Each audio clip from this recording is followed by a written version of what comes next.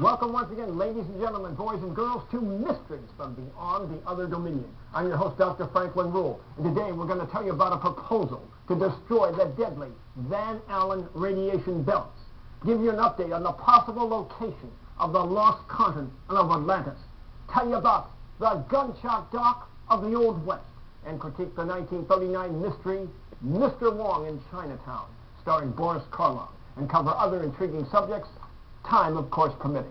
But first, the Van Allen radiation belts.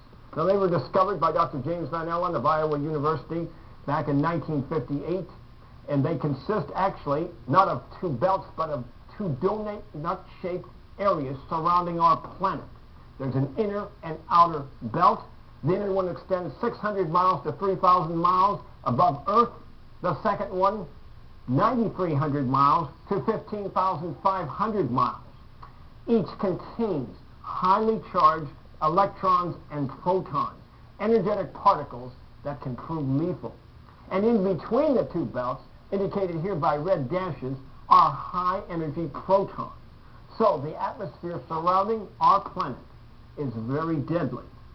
Now, this poses a danger, first of all, to equipment aboard spaceships and satellites.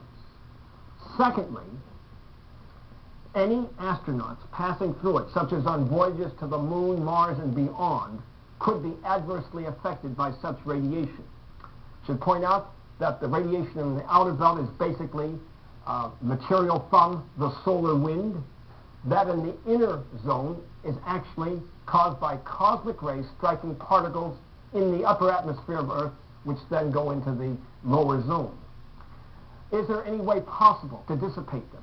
Well, an intriguing proposal has been recently advanced by a company up in the state of Washington, Tethers Unlimited.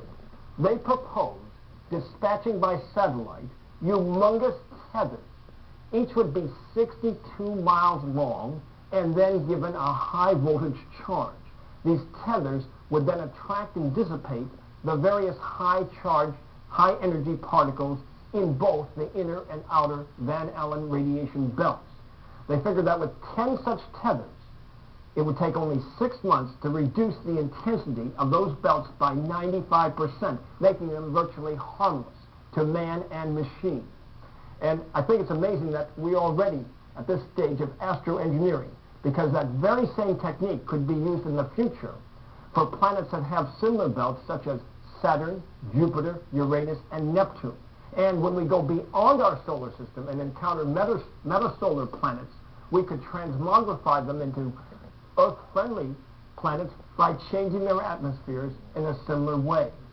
Now, of course, this leads to another question. If we, who are just infants in the space age, are already able to do something on this magnitude, what about advanced aliens who might only be 1,000 or 10,000 years older than we are?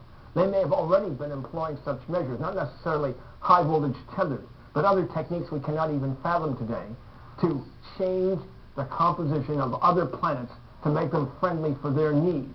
And of course, that leads you up to another question. Is it possible, just possible, that the UFOs that are reported are actually advanced contingents of ETs who are slowly changing our planet, perhaps engaging in some type of climatological warfare to alter Earth to make it habitable for them, but with the dire consequence that humankind would be destroyed? An unpleasant thought, but one we should consider when talking about UFOs. Any further word on the Van Allen radiation belts? And you'll hear that word right here first and foremost. Now, until next time, may the power of the cosmos be with you. Yes, yes, yes.